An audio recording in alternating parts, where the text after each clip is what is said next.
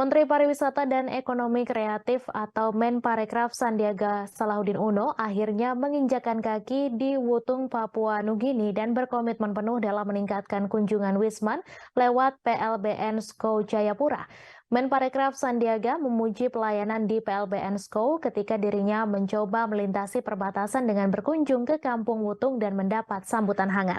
Informasi selengkapnya akan disampaikan langsung oleh wartawan Tribun Papua, Aldi Bimantara yang kini sudah terhubung bersama kami. Silakan rekan Aldi. Baik, halo Mei dan juga Tribuners. Dalam kunjungan kerja Kementerian Pariwisata dan Ekonomi Kreatif Menparekraf Republik Indonesia, Sandiaga Uno berkesempatan dalam lawatan kunjungan kerjanya di Kota Jayapura berkesempatan untuk mengunjungi pos lintas batas negara PLBN SKO di Distrik Moratami, Kota Jayapura, Provinsi Papua. Mei dan juga Tribuners, berdasarkan pantauan kami, sebelumnya, Menteri Pariwisata dan Ekonomi Kreatif Sandiaga Salahuddin Uno mengikuti peresmian acara Papua Youth Creative Hub atau PYCH di Jalan Poros Abepura, Distrik Abepura, Kota Jayapura, Provinsi Papua. Dan selepas dari kegiatan tersebut mendampingi Presiden Republik Indonesia Joko Widodo, Menteri Sandiaga Uno langsung kemudian bergegas menuju spot selanjutnya, yakni melewati Jembatan Merah Yutefa yang terletak di Distrik Jayapura Selatan yang sebelumnya beberapa tahun sebelumnya juga diresmikan oleh Presiden Republik Indonesia Joko Widodo di Kota Jayapura. Seusai makan siang di salah satu kafe yang ada di sekitar kawasan Distrik Jayapura Selatan, tepatnya di kawasan Holtekam, Menteri Sandiaga Uno dan rombongan langsung bergegas menuju ke pos lintas batas negara di PLBN SKO.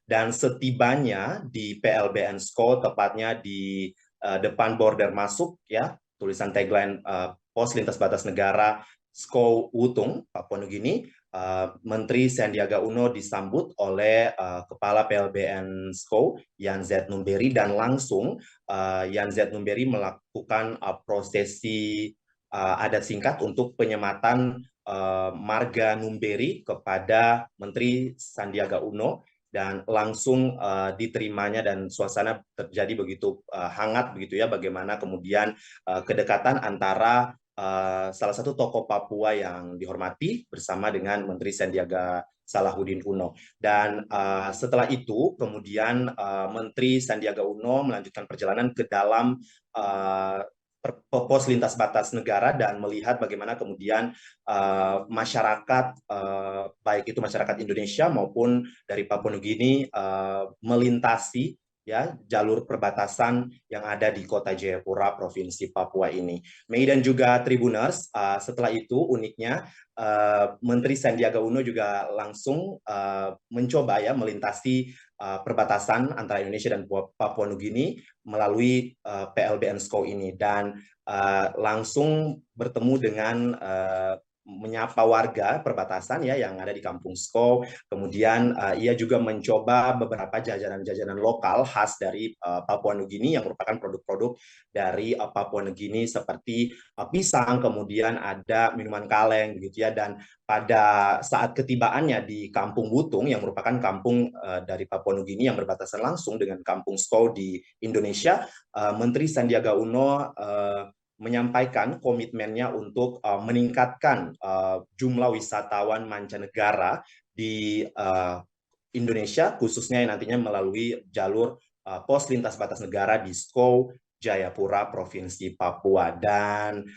ia juga menargetkan ya akan ada 1.500 perharinya Wisman yang mengunjungi Indonesia, termasuk dari Papua Nugini, dan tentunya dioptimalkan dari masuknya Wisman ini dari pos lintas batas negara di SKO Jayapura. Dalam kesempatan itu, Menteri Sandiaga juga menyampaikan bahwa potensi wisata perbatasan juga haruslah dikembangkan oleh Dinas Pariwisata Kota Jayapura. Untuk itu, dalam kesempatan tersebut, Kepala Dinas Pariwisata Kota Jayapura Matias Benonimano langsung menyampaikan kesiapannya untuk bagaimana kemudian menciptakan event-event ya agar menarik minat kunjungan wisatawan mancanegara, khususnya dari negara tetangga Papua Nugini, untuk berkunjung ke Kota Jayapura, Indonesia melalui PLBN SKO ini. Dan pada saat itu juga Mei dan juga Tribuners, memang Menteri Sandiaga Uno menyatakan komitmennya untuk bagaimana kemudian melihat Indonesia secara Indonesia sentris, bukan lagi Jawa sentris seperti nawacita Presiden Republik Indonesia Joko Widodo tentunya. Mei dan juga Tribuners, pada saat kami juga melakukan kunjungan bersama dengan Menteri Sandiaga Uno, pada saat itu kepada awak media, Menteri Sandiaga Uno menyampaikan bahwa potensi wisata yang bisa dikembangkan dari pos lintas batas negara di SKO Jayapura Indonesia ini tentunya harus terus digalakkan dan disikapi positif oleh pemerintah daerah, baik itu pemerintah Kota Jayapura dan juga pemerintah Provinsi Papua, agar nantinya tentunya pasca pandemi COVID-19 ya, laju wisatawan mancanegara dapat dimaksimalkan, dan target besarnya ialah menciptakan 1,4 juta lapangan kerja begitu ya bagi masyarakat Indonesia pada umumnya. Dan pada kesempatan itu Menteri Sandiaga Salahuddin Uno juga berkesempatan untuk berbincang-bincang, mendiskusikan berbagai ide dan gagasannya terkait dengan pengembangan kawasan wisata ataupun pengembangan wisata pos lintas batas negara di Kota Jayapura, Provinsi Papua.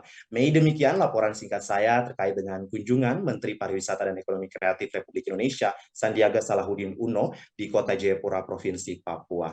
Aldi Bimantara, tribunpapua.com melaporkan. Kembali ke Mei di studio.